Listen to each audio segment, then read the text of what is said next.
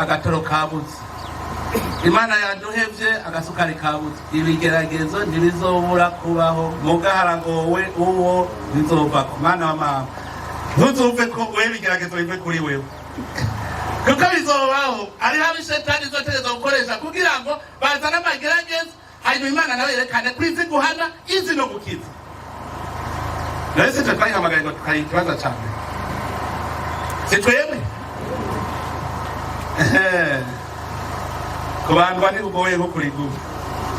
Imana twavuze ruti Imana ni wewe urongoye Burundi, tinya Imana rero kandi ntimugire ubwoba, kuko murabona ibintu Imana itugirira. Iyi mvura rero muri ko muravuga Imana yaduhaye ibikwiye. Buramatari niwe yagowe. Buramatari uzabumva namuhamagaye, Buramatari amazi ariko arayerera ataca ariko arakora ni kubera iki muci. Iyo ndiko ndarengana nkama ndaba amazi apfa iwanyu akagenda atana kimuhaye amaboko, kandi Imana yarabahaye gusa. Ahantu ndamaze kuja mu ntara zitari nke, ubu barafata bakagomera amazi hariya ku isoko bagacagira utugazo tugaca duca mu mihana tugera turakata. None mwabijya mukabimara cyangwa tukuze tuvomera muci turima mu mvura turima hose tuguma turima. Cyari nk'umuntu yoreka ajya amazi ari ku masenyero n'amashuri.